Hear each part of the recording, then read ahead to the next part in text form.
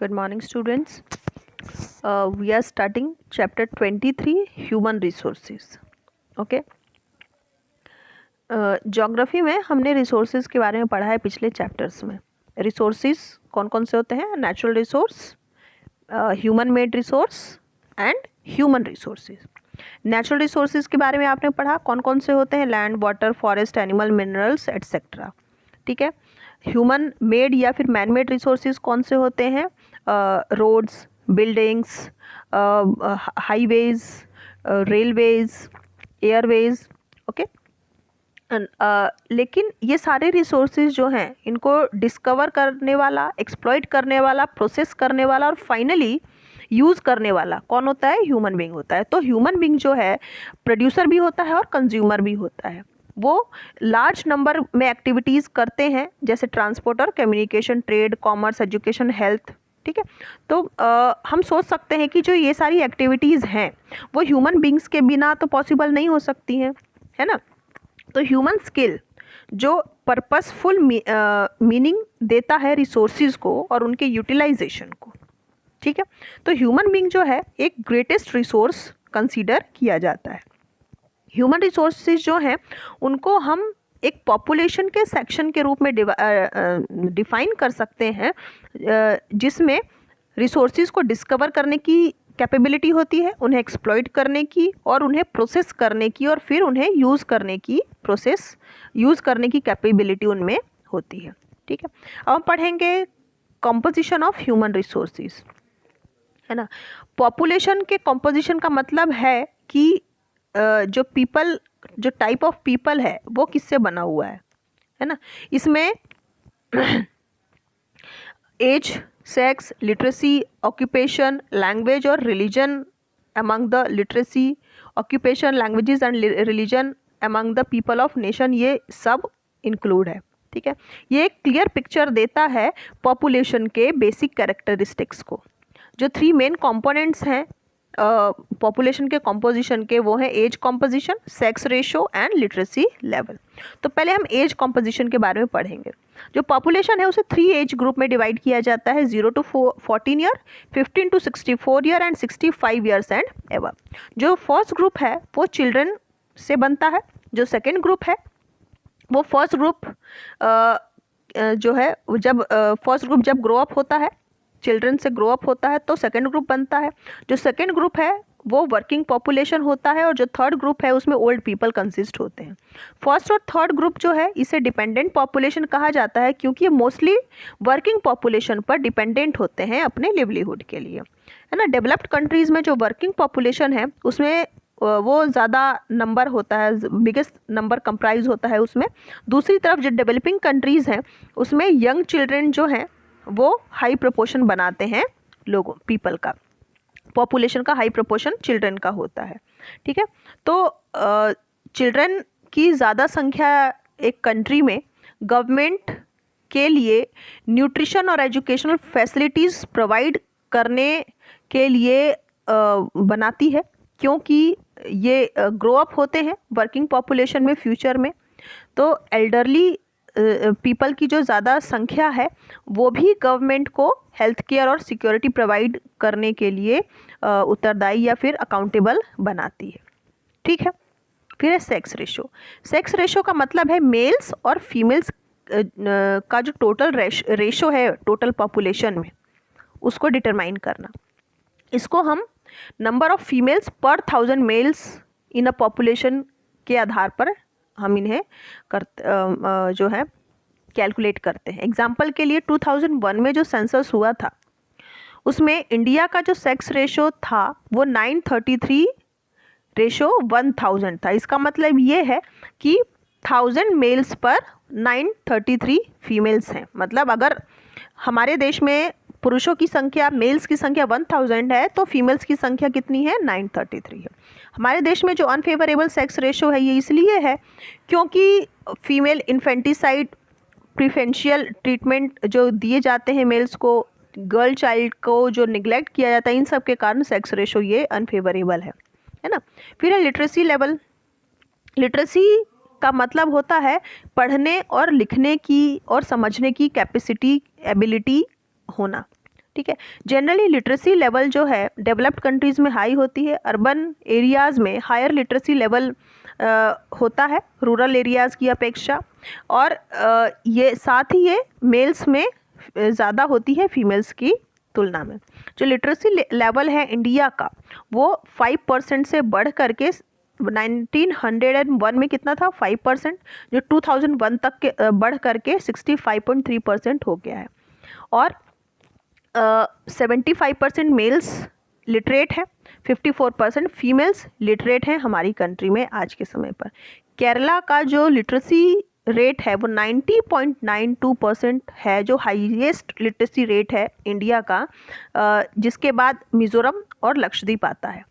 Bihar lowest percentage of literacy है यहाँ बिहार में, ठीक है। फिर है distribution of population. Human population जो है वो पूरे वर्ल्ड में फैली हुई है और इनका डिस्ट्रीब्यूशन जो है हाईली अनइवन है। कुछ रीजन्स जो है वर्ल्ड के वो डेंसली पॉपुलेटेड हैं, जबकि जो दूसरे रीजन्स हैं वो स्पार्सली पॉपुलेटेड है, बहुत कम पॉपुलेशन है वहाँ पर। तो पॉपुलेशन का जो डिस्ट्रीब्यूशन है वर्ल्ड में वो कुछ कैटेगरीज में उन्हें डिवाइड किया गया है। पहला है डेंसली पॉपुलेटेड एरिया, ऐसे एरिया जहाँ पर बहुत ज़्यादा आबादी है। साउथ ईस्ट एशियन कंट्रीज़ जैसे कि eastern China, India, Japan, Korea, Pakistan और बांग्लादेश, ये डेंसली पॉपुलेटेड कंट्रीज़ हैं वर्ल्ड की। यहाँ पर फेवरेबल क्लाइमेटिक कंडीशन है, फर्टाइल सॉइल है जो एग्रीकल्चर को सपोर्ट करता है, प्लेन टेरेन और गुड नेटवर्क ऑफ रोड्स और रेलवेज़ जो हैं वो भी पॉपुलेशन की कंसंट्रेशन को की ग्रोथ को बढ़ाते हैं इन रीजन्स में। North eastern part of USA जो है सेंट लॉरेंस बेसिन और जो लेक रीजन्स हैं इनके लेक रीजन्स हैं और ये भी डेंसली पॉपुलेटेड एरियाज़ हैं। फिर है moderately populated areas. Moderately populated areas में मॉडरेटली पॉपुलेटेड एरियाज़ में southern Russia, central America and China, Ukraine, plateau region of India, South Africa, Argentina and coastal region of South America, Central America and south east Australia, ये सब moderately populated areas हैं world के। फिर है sparsely populated area. Antarctica, Arctic Ocean, Greenland Arctic region, Greenland, Sahara desert, Kalahari desert, Atacama desert, Australian desert and Arabian peninsula etcetera, ये सारी जो जगह हैं स्पार्सली पॉपुलेटेड एरिया है वर्ल्ड की, है ना। जो क्लाइमेटिक कंडीशन है यहाँ का और इन हॉस्पिटेबल है और जो यहाँ का टेरेन है वो इस एरिया को अनफिट बनाता है और हाईली चैलेंजिंग है ह्यूमन इनहैबिटेशन के लिए। जो फॉरेस्टेड लैंड्स हैं वो भी इसी कैटेगरी में आते हैं और स्पार्सली पॉपुलेटेड एरियाज़ हैं ये। यहाँ पर कुछ फैक्टर्स हैं जो डिसाइड करते हैं पॉपुलेशन के कंसंट्रेशन या फिर डिस्ट्रीब्यूशन के किसी भी रीजन में। कौन कौन से ऐसे फैक्टर्स हैं जो पॉपुलेशन को डिसाइड करते हैं कि कितना पॉपुलेशन है, स्पार्सली पॉपुलेटेड एरिया है, डेंसली पॉपुलेटेड या फिर मॉडरेटली पॉपुलेटेड एरियाज़ हैं। कौन कौन से फैक्टर्स हैं वो? पहला है रिलीफ फीचर। प्लेन्स जो हैं वहाँ पर मैक्सिमम कंसंट्रेशन होता है पॉपुलेशन का, क्योंकि ये लेवल लैंड्स होते हैं और एग्रीकल्चर, इंडस्ट्रीज़ और रोड्स के डेवलपमेंट के लिए, रेलवेज़ के डेवलपमेंट के लिए, बिल्डिंग्स के कंस्ट्रक्शन के लिए फेवरेबल होते हैं। जो प्लेन्स हैं वेस्टर्न यूरोप के और नॉर्दर्न प्लेन्स हैं इंडिया के, वो डेंसली पॉपुलेटेड रीजन का एग्जाम्पल है।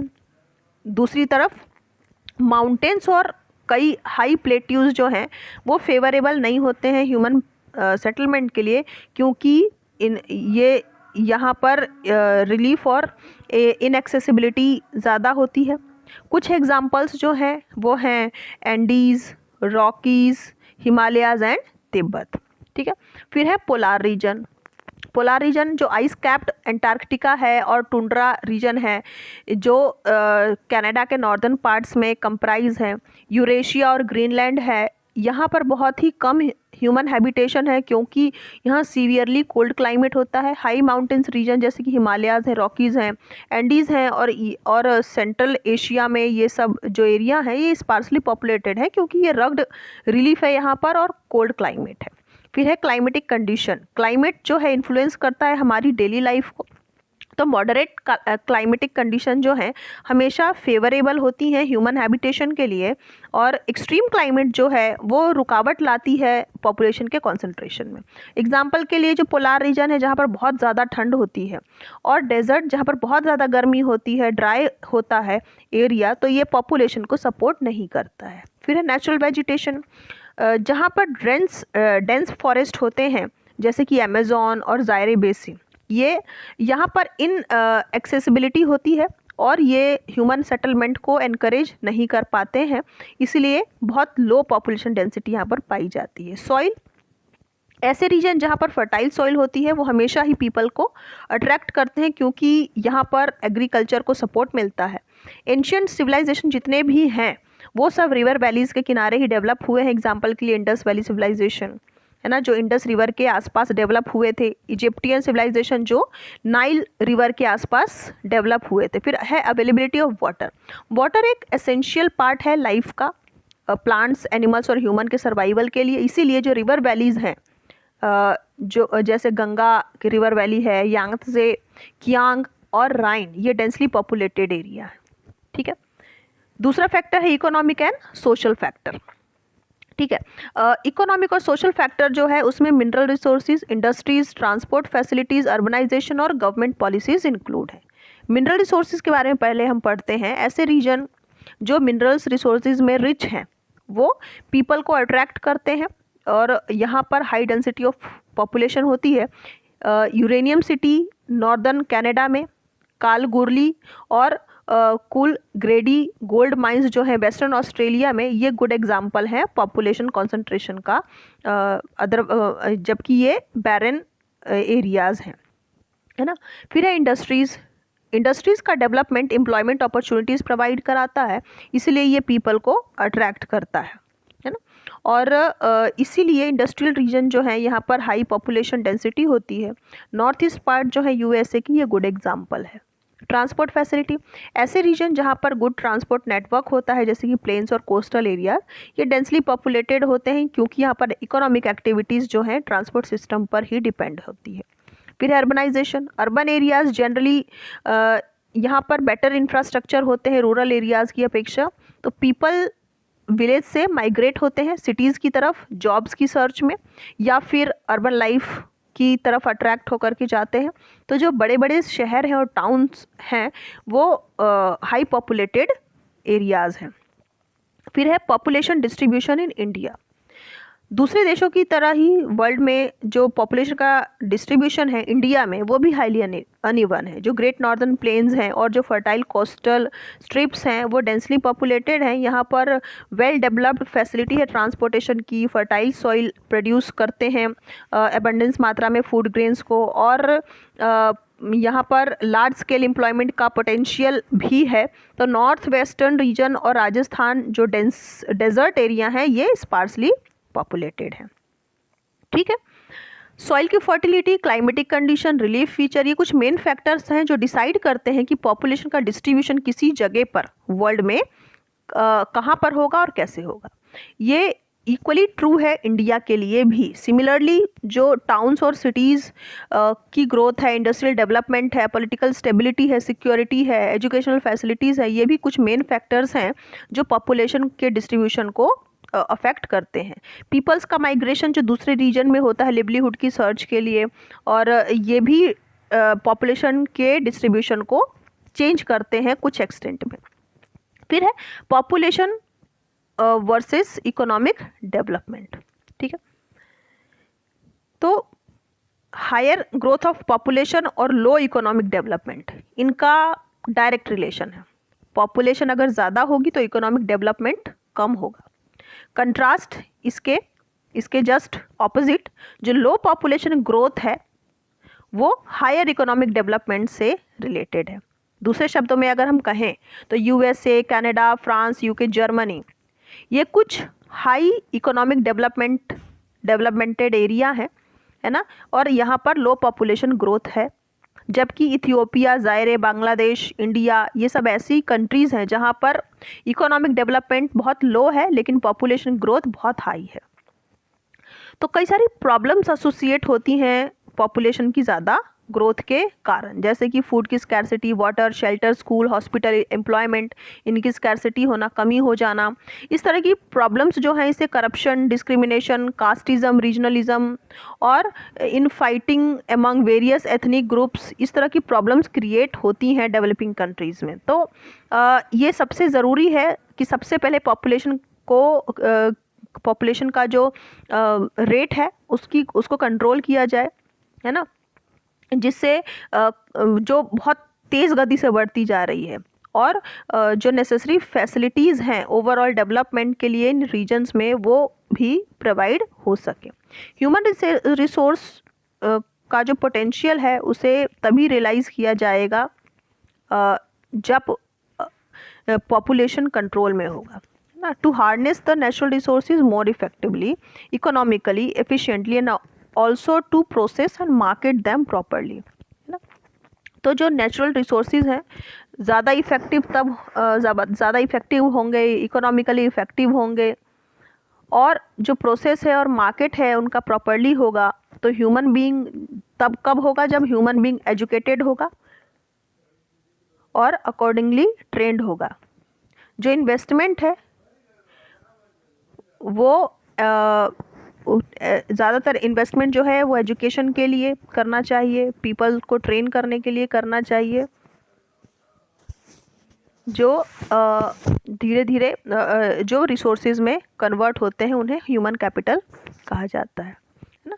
तो एजुकेटेड और स्किल्ड पीपल जो हैं वो ज़्यादा हर टास्क को बेटर वे में कर सकते हैं than the illiterate and untrained people. एक शिक्षित व्यक्ति जो है और एक ट्रेंड व्यक्ति जो है वो ज़्यादा एक ह्यूमन कैपिटल के रूप में हो सकता है और किसी भी टास्क को बेटरली और अच्छे तरीके से परफॉर्म कर सकता है। ह्यूमन रिसोर्स जो है बहुत इंपॉर्टेंट कंपोनेंट है डेवलपमेंट के लिए। एक कंट्री या एक सोसाइटी जहाँ पर लार्ज प्रोपोर्शन है एजुकेटेड और ट्रेंड पीपल का, वो ज़्यादा प्रोड्यूस कर सकता है और ज़्यादा अर्न कर सकता है, जिसे high standard of living earn की जा सकती है। जो डेवलप्ड कंट्रीज़ हैं वर्ल्ड के, यहाँ पर हाई स्टैंडर्ड लिविंग है, हाई परसेंटेज ऑफ एजुकेटेड और ट्रेंड ह्यूमन रिसोर्सेज का है, अच्छी मेडिकल फैसिलिटीज़ है, सोशल सिक्योरिटी है। दूसरी तरफ डेवलपिंग कंट्रीज़ जो है यहाँ पर लो लिटरेसी है, लो इनकम है, पुअर मेडिकल फैसिलिटी है और कोई सोशल सिक्योरिटी नहीं होती है। लार्ज पॉपुलेशन है वहाँ पर, लेकिन जो मेजॉरिटी है उनकी वो इलिटरेट है और पुअर है। तो ये याद रखना ज़रूरी है कि इंडिया और चाइना, यहाँ पर पॉपुलेशन बहुत ज़्यादा है ना, लार्जेस्ट शेयर है पॉपुलेशन का पूरे वर्ल्ड में यहाँ पर, लेकिन ये जो कंट्रीज़ हैं वो ह्यूमन रिसोर्स के पोटेंशियल को हार्नेस करने में फेल रही हैं और एडिकेट मेजर्स को अपनाने में ये फेल रही हैं। जॉब अपॉर्चुनिटीज़ के एब्सेंस में कई लोग जो हैं जो अनस्किल्ड हैं, सेमी स्किल्ड हैं या फिर स्किल्ड हैं, दोनों ही डेवलपिंग वर्ल्ड में एम्प्लॉयमेंट लेने के लिए फिर उन्हें दूसरे देशों में जाना पड़ता है, अपने देश से बाहर जाना पड़ता है। जो डेवलपिंग कंट्रीज़ हैं उन्हें इन ह्यूमन रिसोर्सेज पोटेंशियल को यूटिलाइज करना चाहिए अप्रोप्रिएटली, इन्हें प्रॉपर एजुकेशन और ट्रेनिंग फैसिलिटी दे करके। Okay, so this chapter human resources is completed here. Read this chapter nicely once again and listen it carefully. After that, write down the terms given here and I will provide you the question answer and book work after that. Okay, till then, goodbye, take care.